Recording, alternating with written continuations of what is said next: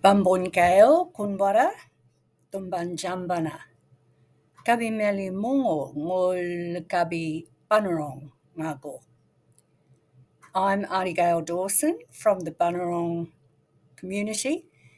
Thank you very much for contacting the Bunurong Land Council so that you can use our names and say them like a Bunurong person. The first word that you've chosen is the word for she-oak, daran. That's a little bit hard for English speakers, so I've given you the option of taran. Now, in Australian languages, the T and the D are somewhere in the middle, so you'll hear me, sometimes it'll sound like a t and sometimes it'll sound like a d, daran. Now, because you're going to write it with a T, people will say taran. That's fine, taran.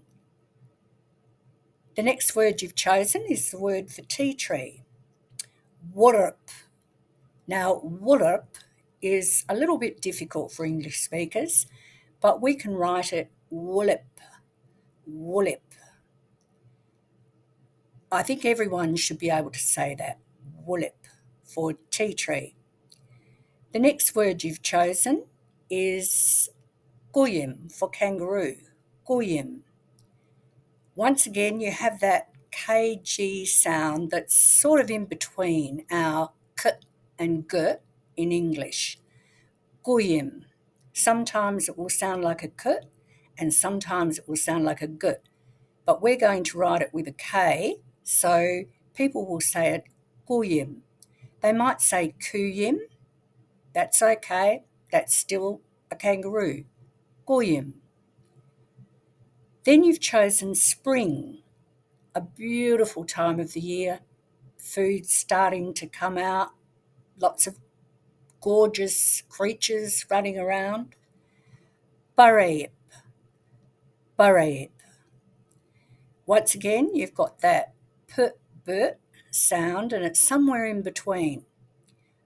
Barayip. We're going to write it with a B or a P, that's up to you. So people will say parayip or barayip. Either of them is fine, as long as the accent's on the first syllable, barayip. And the last word you've chosen is the word for moon, which is really, really important to everyone.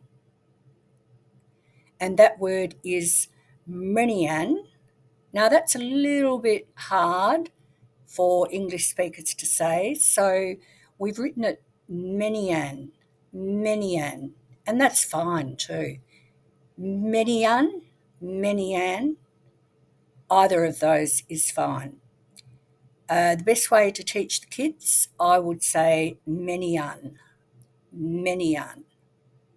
Hope that helps, and once again, thank you very much for honouring our community and our language and putting together those options.